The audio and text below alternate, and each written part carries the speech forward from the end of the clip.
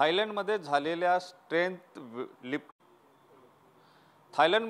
Strength lifting स्पर्धेमध्ये नागपूरच्या व्यक्तींनी जे आहे ते गोल्ड मेडल मिळवलेलं आहे। देशासाठी गोल्ड मेडल मिळवलेलं आहे। दिव्यांगांसाठी ही स्पर्धा होती आणि नागपूरचे दिव्यांगांसाठी काम सुद्धा जे करतात असे अमोल वाळके यांनी हे गोल्ड मेडल मिळवलेलं आहे। आपण बघू शकतो की 12व्या वर्ल्ड स्ट्रेंथ लिफ्टिंग स्पर्धेमध्ये हे गोल्ड मेडल मिळवलेलं आहे। त्यांचा काय नेमका अनुभव आहे हे जाणून घेण्याचा प्रयत्न करूया। अमोल वाळके आपल्यासोबत आहे। दादा, काय सांगाल, देशासाठी तुम्ही हे गोल्ड मेडल मिळवलेलं आहे, दिव्यांग आहे, तुम्ही दिव्यांगांसाठी सुद्धा काम करता, एक दिव्यांगांना कुठेतरी म्हणजे स्फूर्ती देणारं हे काम म्हणायचं।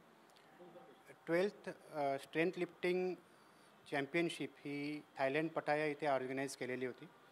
त्यामध्ये 12 कंट्रीमधून पार्टिसिपेंटनी पार्टिसिपेट केलं होतं। त्यापैकी इंडियाकरता हे 65 kg वेटमध्ये 108 kg वेट मारल्यामुळे मला हे गोल्ड पटकावलेलं आहे। सोबतच वर्ल्ड स्ट्रॉंग मॅन ही ट्रॉफीसुद्धा देण्यात आली, कारण 65 kgमध्ये 108 kg वेट मारणं हे असंभव आहे आणि त्यामध्ये पाकिस्तान, नेपाळ, कझाकिस्तान, किर्गिस्तान अशा भरपूर देशांनी पार्टिसिपेट केलेलं होतं। माझं हे सांगायचं आहे की दिव्यांग व्यक्ती जो आहे तो भरपूर काही करू शकतो, परंतु शासनाने त्याला मोटिवेट करायला पाहिजे, त्याला पाठिंबा द्यायला पाहिजे। आणि असे कितीतरी उदाहरण आहे या भारतामध्ये ज्यांनी खूप काही करून चुकलेले आहे। आणि दिव्यांग हा व्यक्ती शरीराने जरी दिव्यांग असला पण मानसिकतेने स्ट्रॉंग आहे, तर त्यांनी त्याचा पुरेपूर फायदा घ्यायला पाहिजे। एक सांगा की तुम्ही दिव्यांगांसाठी सुद्धा काम करता आहे, अशा प्रकारे स्पोर्ट्समध्ये तुम्ही देशासाठी गोल्ड मेडल मिळवलेलं आहे।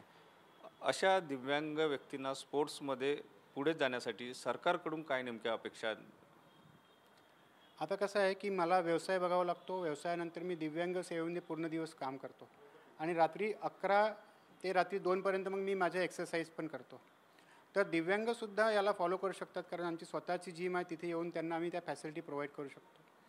दिव्यांग व्यक्तींनी जर गेम्स क्षेत्रामध्ये जर इंटरेस्ट घेतला आणि स्पोर्ट्समध्ये ते आले तर त्यांना भविष्यामध्ये जॉबसुद्धा नोकरी मिळू शकते।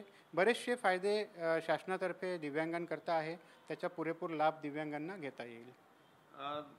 पुढे आता तुमची वाटचाल नेमकी कशाकडे असणार?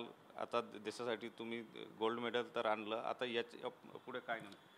बिंग दिव्यांगांना किती त्रास होतो, मी स्वतः दिव्यांग असल्यामुळे त्या कुठल्या त्रासातून आम्हाला जावं लागते हे मला पुरेपूर माहीत आहे।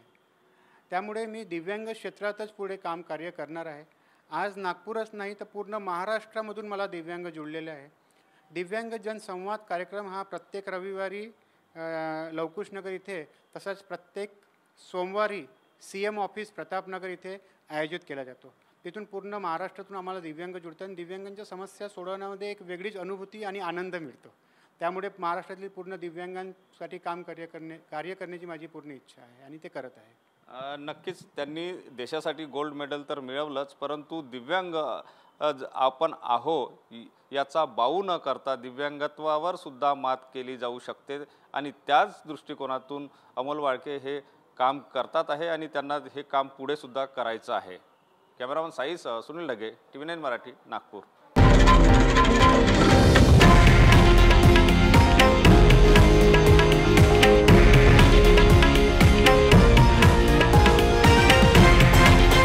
हे आहे देशातील नंबर 1 न्यूज नेटवर्क आणि आपण पाहत आहात TV9 मराठी, एकमेव।